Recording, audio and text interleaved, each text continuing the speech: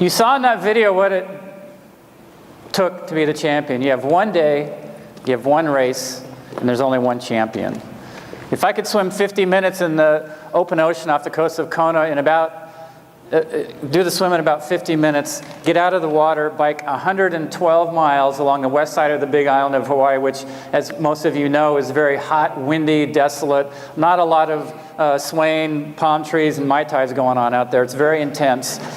I had to average 25 miles an hour, which is actually what Lance Armstrong had to average to win the Tour de France.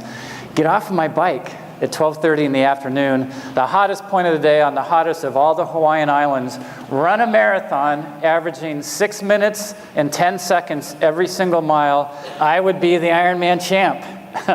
Anything less than that and somebody else is going to walk away with the title.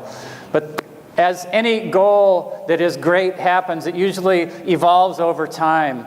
And for me, that evolution started in 1982. At that point, I was 24 years old. I'd been out of college for 2 years, and I didn't really have any career direction in my life. But one thing that I was absolutely committed to doing was being in front of the television every Saturday afternoon to watch Wide World of Sports.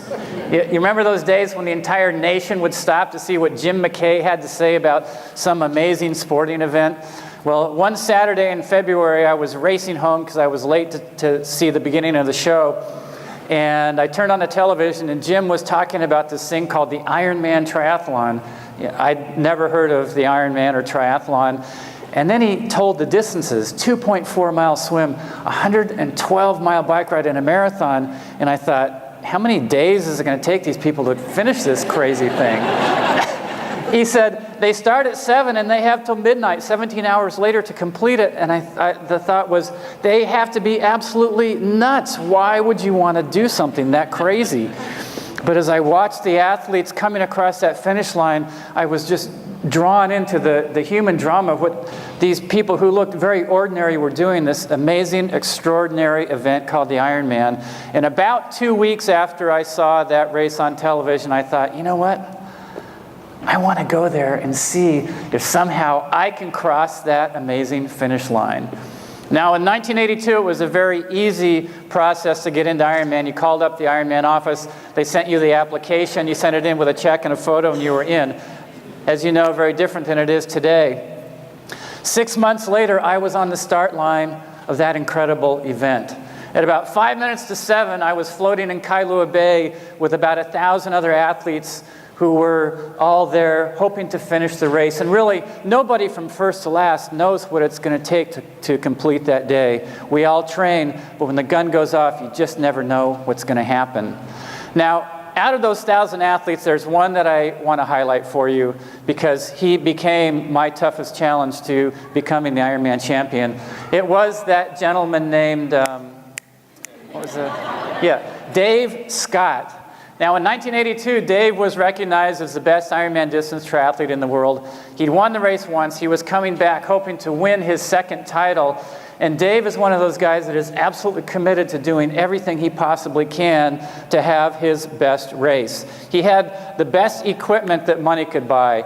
He had a sports physiology degree from his university at UC Davis. He knew how to get his body fit. He was impeccable with his diet. As an example of what he would do, Dave in 1982 was a vegetarian, but he knew that endurance athletes needed a lot of protein. So to get the protein his body needed, he ate a lot of cottage cheese. Well, I think cottage cheese is pretty healthy. It's on every diet platter you see in the restaurants. Dave felt like cottage cheese had too much fat in it, so before he would eat his cottage cheese, he would stick it in a strainer and he would rinse it. If I'm going to win the Ironman, I've got to beat a guy who's willing to rinse his cottage cheese. Well, in 82, I wasn't thinking about winning. I was just hoping that somehow I'd be able to cross the finish line later in the day. The cannon sounded, all 1,000 of us headed out for the 2.4 miles of swimming. The course is lined with a long string of big orange floating buoys that mark the shortest distance from the start to the turnaround boat halfway through. Now, as you know, endurance athletes do have some smarts, and we all knew that that shortest distance was right next to that line of buoys, so all of a sudden 1,000 people are all trying to get on the freeway at once. and I was getting jammed and poked and shoved and held under the water, and I thought, I am going to die in the opening moments of this stupid sport. And I totally panicked. And I started sprinting. It was the only thing I could think of, was just try and sprint away from the other athletes.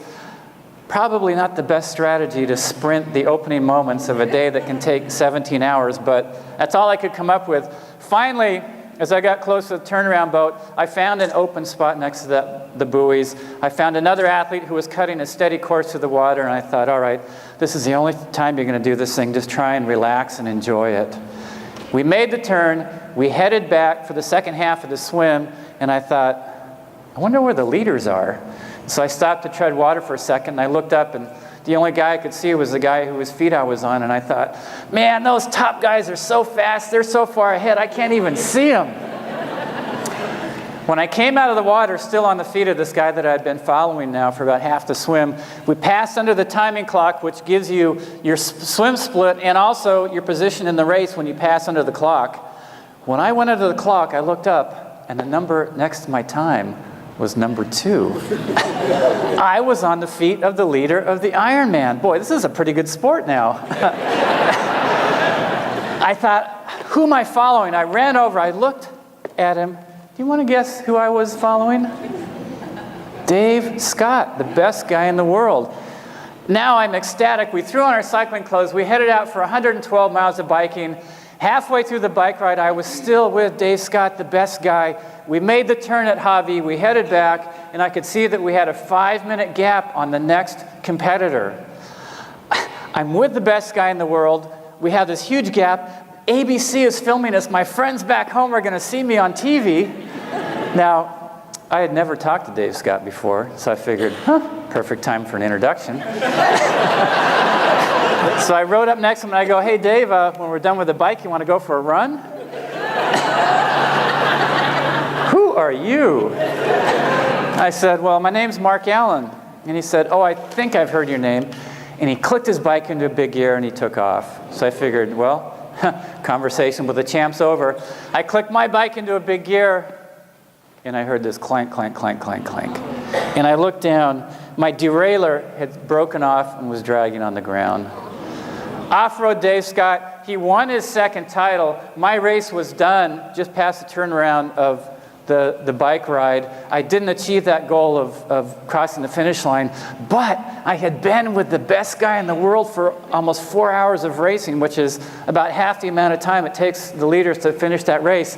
And so suddenly the dream was born. I thought maybe, just maybe, if I give myself time to develop my fitness and skills as a triathlete, I can be the champion of this amazing race. The next year I came back and I finished in 3rd place, which certainly was something that I was very proud of. The following year I came and I finished in 5th, but I was closer to the leader, Dave Scott, at the finish line. I was still improving. The year after that, I finished in 2nd place. Now there's only 1 spot left.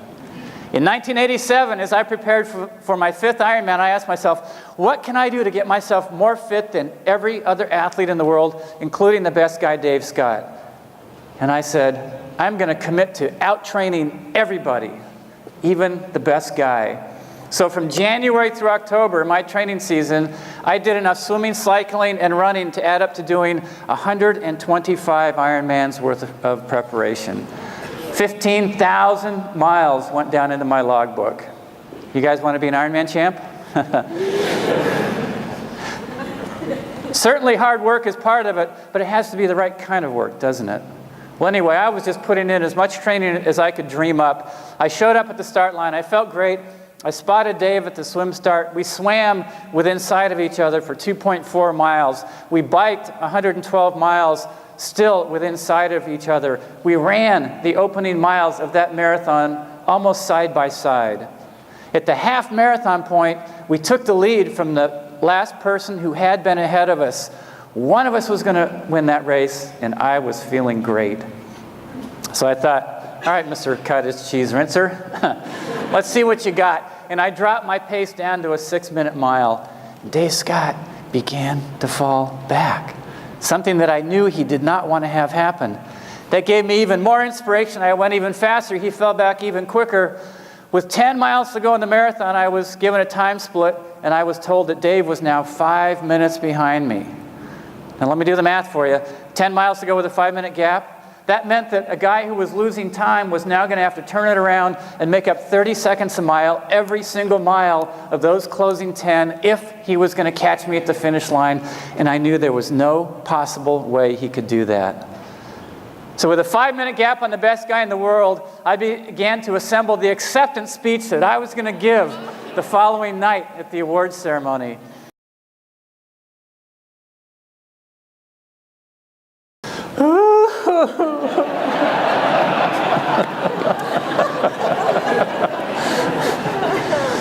What was it going to take? I'd done 125 Ironmans worth of training, and I still couldn't come up with a victory. I couldn't do much more training than that without killing myself. Dave Scott was training a lot less than me, and he was pulling off amazing championships. What made him so effective on that race course in Kona? I could beat him everywhere else, but when it came to the biggest race in our sport, I fell short. What was going on? Now, every single person in this room has had to deal with setbacks, with disappointments, when times where you felt like you have done the work for some goal that has a lot of meaning for you, and you still came up short. But those are just moments where we're being tested of our commitment, isn't it? Are we just going to give up? Or are we going to stand back up, make the changes we need to, and take it away to the realization of those great dreams and those things that we've set out to accomplish? But I thought I was ready that year, and I was so stuck in my disappointment. The following year, I did another Ironman, my 6th Ironman in Hawaii, but I didn't change anything about my training. And you know the old saying, if you keep doing what you've been doing, you're going to get more of what you already had? And that was not working. In my 6th Ironman, I finished in 5th place, farther out of the lead than any of my other finishes there in Kona. I was at a crossroads. 6 attempts, 6 years, 0 victories. My friends and family, the press, everybody was saying, you know what? You're not cut out for that race. It's too long, it's too hot. There's something about that island you just don't mesh with. Go to the other places where you have proved that you can be a champion, where you have proved you can beat Dave Scott and everybody else. And I was this close to saying, yeah, you guys are right, you know, because at some point maybe you are beating your head against the wall. But I had not had my best race there yet. And that was a commitment that I needed to complete, to go back to Kona until at least I had my best Ironman. Walking the marathon is not my best Ironman. Maybe my best is not enough to become the champion, but I needed to go back one more time. But if I was to go back, I knew that it had to be on very different terms. Now, if things are not working in your racing or really in your life, there really are only two kinds of adjustments that we can make, two kinds of changes that we can make. One is the way we do the work, do our training. The other is to look inside and ask that question, what is it about me that might be holding me back from the success that I'm after? That human element. But I didn't want to look in there first. So the first thing I did before I started training for Ironman number 7 was to look at my training. And I saw, you know, Saturdays I'm biking 6 hours. Sundays I'm running 2 or 3 hours. That's a big double. But you know what? I was falling apart in the Ironman between hours 6 and 8. Ironman is a one-day race, not a 2-day race. And at hour 6 at the end of the bike, when I got off the bike, I had trained my body to be ready to go get a big lunch and take a nap. Dave Scott was not going to stick around while I was napping in the Ironman. I needed to change my training so that it reflected the work that the Ironman needed me to do to be prepared physically. So in 1989, as I prepared for my 7th Ironman, I did 5 Ironman training days where I would swim 30 minutes, get out of the water, bike 7 hours, get off of my bike, and run 30 minutes. That's an 8-hour training day, and that's the kind of training the Ironman wanted me to do to get my body physically ready, physiologically ready for it. Those 5 extra days only added 10 extra hours of training onto my entire season. That's less than 2 minutes a day. Would you be willing to work less than 2 minutes a day, if done in the right way, to achieve the greatest dream you have for yourself? Absolutely. But I knew that I needed to look inside and ask myself, what is it about me that's holding me back from the success that I'm after? And so I just took a moment one day and reflected on the Ironman, and I realized, I'm afraid of that race. It's too long, first of all. I mean, really, who wants to go that far? It's too hot. Running a marathon in 90-degree heat, I was afraid of that. I'd ended up in the hospital 2 years earlier. I was afraid of the wind that can be a headwind all the way up to the turnaround at Hawi. And then when you see that little sign that says turn around, so does the wind, and you have a headwind all the way back. That's freaky. That scares me. And I was afraid of Dave Scott. He was so strong. And I could not see myself winning the Ironman unless he had a bad race. But Dave Scott was not going to have a bad race at the Ironman. He was always going to have his best day. So I thought I have to change these things. So I did my bike rides as much as I could into headwinds to show myself, yeah, I can do this. I'm strong enough, I can take it. I did my long runs in the middle of the day when it was the hottest, not in the morning or in the evenings when it was cooler. You know, my training partners hated me, but I said, this is what we need to do if we're going to have our best race in the heat of the big island of Hawaii. And I practiced, at least in my mind, what I was going to say to Dave Scott when I saw him at the start line. Dave, I hope you have your best race this year because I'm going to beat you. Now that was easy to say in my living room in January. 5 minutes to 7, my 7th Ironman, I felt like I was ready. I was looking around. Finally, I spotted him. Dave Scott was over to the side, warming up. I backstroked over, pretending like I didn't see him. When I got right up next to him, I turned and I go, oh, Dave, have a great race. And I stuck with him like glue. The cannon sounded. We headed out for 2.4 miles of swimming. I stayed on his feet the entire swim course. Every 3 or 4 minutes, I would just tap his foot to let him know I was back there. I knew he hated that. We biked 112 miles within sight of each other. We ran the opening miles of the marathon at an incredibly fast pace, 6 minutes or better. We headed out onto the lava fields where the real meat of the marathon takes place, about the half marathon point. Once again, we took the lead from the last person who had been ahead of us, and we were on a pace that was going to shatter the world's record. Only this time, Dave was the guy who was feeling stronger. He upped his pace to a 6-minute mile. I began to fall back. Finally, he slowed down to regroup. I caught back up to him and I go, dear God, do not let him do that again. He did it again, only this time he did not back off. And it totally blew my mind because I realized he was going to hold a 6-minute pace for the closing 13 miles of that marathon. Nobody had ever gone that fast before. And then I just totally lost it. And my mind went crazy with all that kind of stuff that does not help out in those type of situations. Dave, he's so strong, he's so fast, he's won these things. There's just no way I can beat that guy. I just want to quit. I am such a loser. Telling yourself you were a loser does not fortify you with the strength you need to become a champion. In moments like that, it's too late to go back and ask yourself, should I have done more training or less training? It's certainly too late to go back and ask myself, should I have rinsed my cottage cheese? The only thing we can change are the thoughts we're telling ourselves in those moments. And in that moment, I couldn't find a positive thought to save my life. Finally, it became so difficult to match Dave's pace that I couldn't even hold on to the negative thoughts. And my mind finally just went quiet. And in the instant my mind went quiet, the most amazing thing took place. And to describe what happened, I need to take you back 2 days before the race. I was in my hotel room just trying to pass time, flipping through a magazine, not really thinking about anything, until one page caught my attention. And it was an advertisement for a workshop that was going to take place in Mexico, teaching about a way of life from the Indians in that area, the Huichol Indians. And I would later learn that the Huichol Indians have a saying that says, it's never over until it's over. Meaning, no matter how difficult or impossible something is looking, keep going, because in the next moment, it can change around for you. And if that isn't something that can give you confidence in a tough moment, nothing can. Another thing that I would find out later that the Huichol Indians value is the ability to quiet their minds. They say when we're quiet, when we just shut off all that chatter, then we can hear the answers to the big questions in life. But anyway, what caught my attention in that moment was a picture of the two medicine men or shamans that were going to lead that workshop. One was 110-year-old Huichol Indian Don Jose, and the other was his adopted grandson, Brant Secunda. And they had a look on their face that was very peaceful but powerful. And certainly as an athlete, that's a space that we want to be in, isn't it? Feeling peace inside, but also feeling our strength, our inner confidence, or our inner trust in our own abilities. Well, anyway, let me take you back in the race.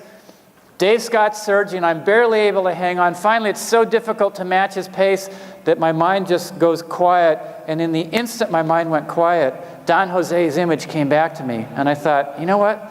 I bet that 110-year-old Indian doesn't need to win an Ironman to feel good about his life. He's happy just to be alive.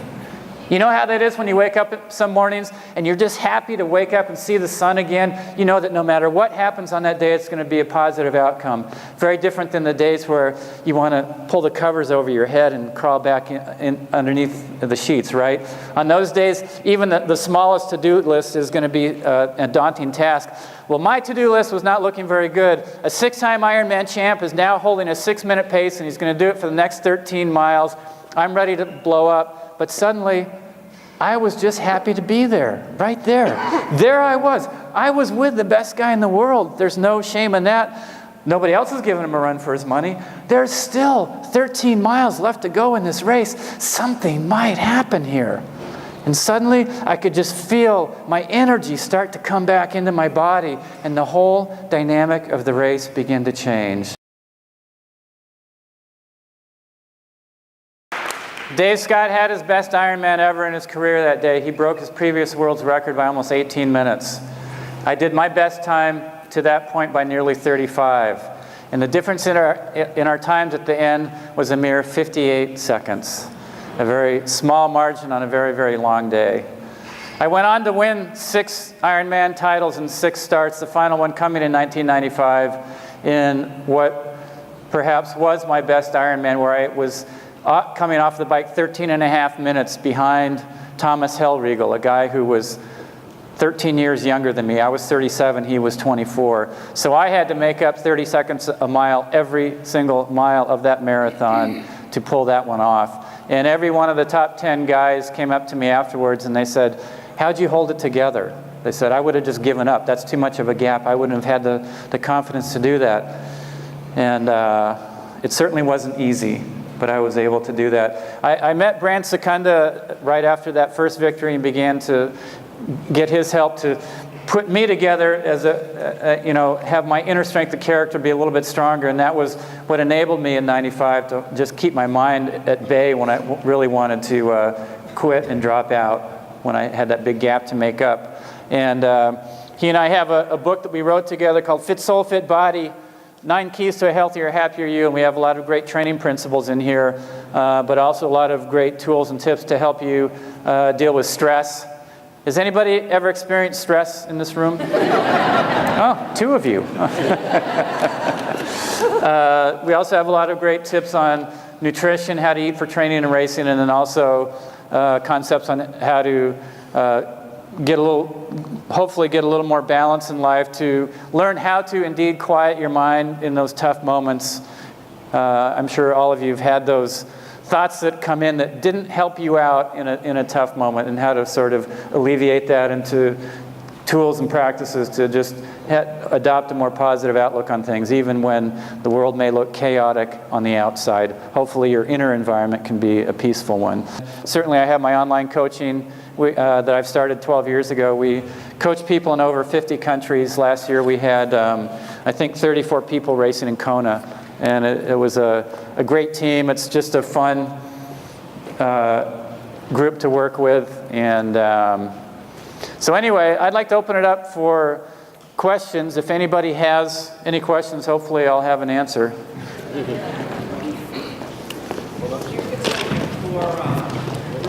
Doing your core brick training, what's the longest you would ever run coming off a long bike? You go like an hour, hour and a half?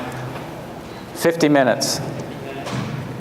What at Ironman pace or just Ooh, that's secret. aerobic pace? No, brick workouts, I was telling in the clinic this morning, brick workouts, which are a bike run workout. The reason they're called brick workouts is because there was a guy named Matt Brick who designed them. You know, they could have been Allens or Smiths or whatever, but they're bricks. So anyway, a brick workout is specifically to get your body to train your body to do the transition from bike to run.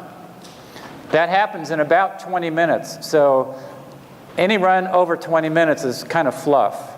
It's not meant to build your endurance to be able to do a half marathon or a marathon at the end of your half Ironman or full Ironman. The endurance you need to do that comes through your long runs and through your over distance work on the bike. Okay? If you do, let's say, a long bike and then you run 2 or 2.5 hours, all you're doing is just tearing your body down, and it's very hard to recover from. So it's best to save those type of efforts for race day. What are you doing now? Are you doing any racing now? And are you still staying connected with Dr. Phil Maffetone? You know, when I stopped Ironman racing in '95, I knew that it was time. I'd lived in Boulder, Colorado, and seen a lot of athletes who had pushed themselves for many years in many different sports quit their careers because they were forced out. They were either injured or totally burned out, or they just pushed it too far, and then they ended frustrated. And I felt like in '95 at my final Ironman that I had pulled every trick out of the bag that I could think of to get as fast as I possibly could, and there was nothing more that I could bring to my racing to improve. And so it was just very clear to me that I'm done. You know, I raced 15 years as a triathlete and 12 years as a swimmer, so I have 27 years of competition going in my body, so now I'm just kind of enjoying retirement. I live in Santa Cruz, California. My 3 sports now are surfing, lifting weights, and running, in that order. And so I stay very active, but I don't do anything that pushes my body to any kind of limit. My son pushes me to a limit, but that's a different kind of...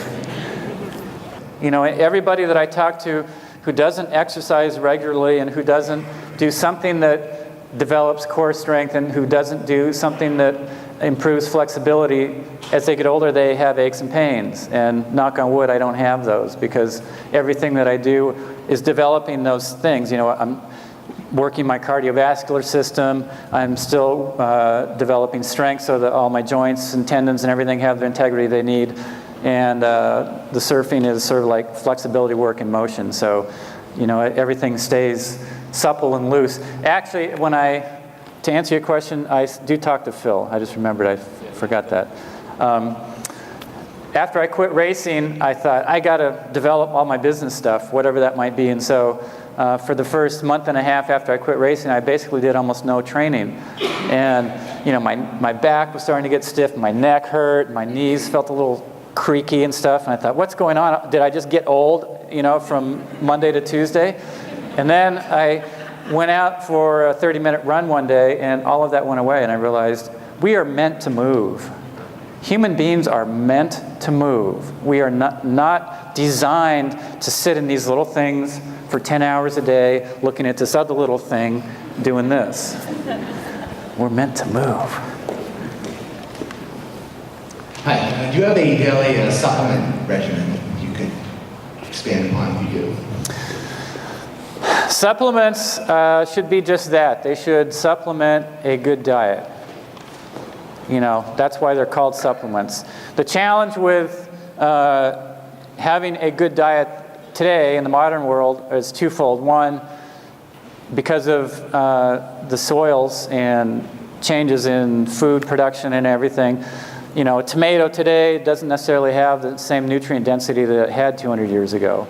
And so even if you are eating healthy, you may be getting the calories, but may not be getting the nutrients that all of those foods should have. That's one challenge to not needing supplements, from getting it purely from food. A second issue is that as an athlete, you're putting your body under huge stress.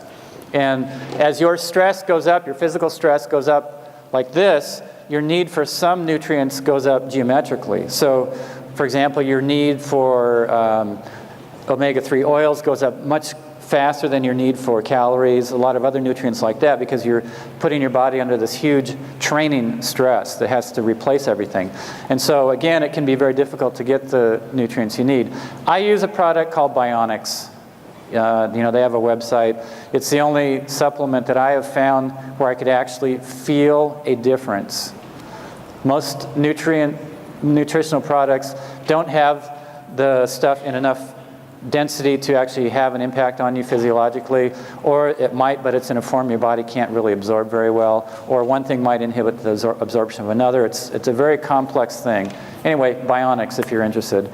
It's not the cheapest in the world, but it's the only one I've found that actually works.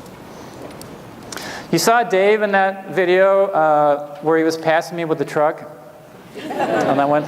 You know, when I was in the lead, the way the run course went back then was that it went all the way out past the Kona airport. You had a 10-mile straight out section to this gigantic inflatable Bud Light blow-up thing. And so, you know, for 10 miles, you could see this blow up, and it just looked like it was never going to come. And so anyway, finally I made the turn at the Bud Light can, and I headed back, and I was timing it because I wanted to see what the gap was. And as Dave was approaching from the other direction, you know, I had my glasses on, but I was looking over. Because, you know, when you pass your toughest competitor, you want to look as good as you possibly can so that, you know, that you make them think, even if you are not feeling good, that you're looking good. Well, when I saw him, I was going back, and he still had to head out to that thing. I looked at him, and I go, boy, he doesn't look very good. So I knew that I was in good shape. Unfortunately, about a mile after that, I could feel my energy levels start to dip. And so at the next aid station, I took a little bit extra nutrient, and it had zero effect, so that in the following aid station, I actually stopped, and I walked through and took a bunch of stuff in, and nothing was absorbing, and I knew that it was over. I knew that it was going to be a matter of time before I would eventually run out of gas. I'd have to walk, and when you walk, you know, 5 minutes is eaten up just like that. So anyway, at that point where, you know, I was walking, and I was trying to at least walk as fast as I could. I figure I'm at about 20% of capacity here, but at least I can try and get 100% out of that. And so I was walking as fast as I could. And you have to understand that in 1987,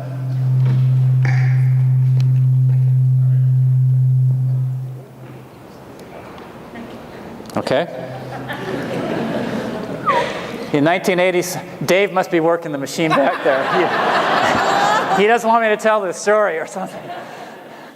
So in 1987, Dave Scott was the favorite. So even though I was in the lead of the race, they had me with camera B, you know, a little guy on a moped. And they had Dave with camera A with this big van, you know, with the big camera. And so I'm by myself with camera B, all in the lead. And then here comes motorcycles and cars and vans and this giant van. I mean, I knew Dave was coming. It was clear. He was coming very quickly. And I saw the van coming by, and I looked over, and just as I looked over, I could see him sneaking by on the other side of the van. And as I was walking and he was running, I was thinking, damn, he's looking pretty good now.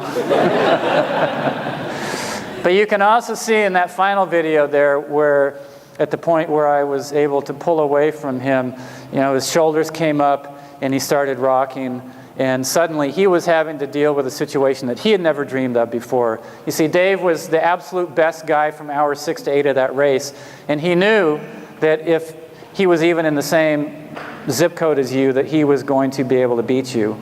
And so for me to be able to pull away in those final moments, it completely blew his mind. And then he had to deal with something that he had never thought he would have to before. And it was interesting because as my energy started to come back, I was thinking, okay, now where can I make a move? Where is the move going to be? And I could tell that on the downhills, Dave was still very strong. He was very fast. And the course in Kona, before you go to the finish line, you come down a very long, steep hill. And so I knew that if we were together on that hill, he would have the race, even though it was about a mile from the finish. He would be able to pull away, and I wouldn't be able to make it up. And so I knew that the move had to come somewhere before that. And I also noticed that on the gradual upgrades, he was starting to slow down. And so to be as much of a cat and mouse as I could. As we were going up those upgrades, even though I felt stronger, I started to drop behind him just a little bit to hopefully trick him into thinking that, well, maybe Mark's not so strong on the uphills. Right before that long downhill, there is one long last uphill, and both of us knew that. Both of us were waiting for that moment to go. And you know, there at the bottom of that hill, there was an aid station. And conventional wisdom was that, you know, with about 1.5 miles to go, you grab one last glass of whatever it is you need, slug it down, and then take off. Dave got to that aid station on the inside track, so when he went to reach over, you know, he grabbed one last glass of whatever it was he was going to get. And just as I was ready to come in behind him to grab my last glass, something just said, "Go!" It was like I was shot out of a cannon, and I pulled my hand back, and I just started sprinting as best as you can in an Ironman. And I just went as hard as I could up that last long upgrade. And in the few seconds it took Dave to reach over and look back, I'd already gained about 5 or 6 feet on him. And that's when it happened. Everything tensed up, and then the gap just began to open up. And ABC actually afterwards, they called me a couple weeks after that, and they go, "Hi, Mark, there's something that we got to tell you." They said, "The moment where you broke Dave, we don't have it on film." They said, "The cameraman was so nervous watching you two that he ran out of tape. And at the moment when you made the break, he realized he had to change the tape. So you're with him, and then you're about 20 feet ahead of him. We apologize." And it was just amazing, because here we were, hour after hour, and really the only sound there was our 2 sets of feet hitting the ground with a squish, squish, squish, squish. And they said in the thing, you know, "Dave and Mark haven't exchanged a word from, you know, since whenever." It's like, well, what are you going to say? "Hey, you need a Coke? Can I get you something?" But the other side is that when you're in a race like that, as you probably have experienced, you really do shift into this other kind of reality where you're sensing so many things that often you don't when you're just sitting around in your living room. And I could just feel how Dave was feeling, and I knew that really ultimately he was so strong that there was no trick that I could pull that would make him break. You know, a lot of the other athletes that I race against, I knew that there was a moment where if I felt a little weakness, I could just up my pace a little bit, and they'd go, "Oh, Mark, he's a great runner, he's pulling away, I've lost, I'm not going to win it." That wasn't going to happen with Dave Scott, and that was so intimidating to run next to him, knowing that I just had to outrace him somehow. And fortunately on that hill I was able to pull away and hold it, and when we hit the downhill, I already had enough of a gap that he wasn't able to close it. Yeah, I definitely recommend it for all distances, especially the shorter races, because you can just build so much fitness through that time on the bike. There still has to be a balance. Certainly, you can't forego swimming and running, but you can build a lot of your movement endurance through cycling. And one of the reasons why it's so good is that it's not an impact sport, so your recovery is fairly fast. Okay, that is a wrap. Woohoo! Thank you.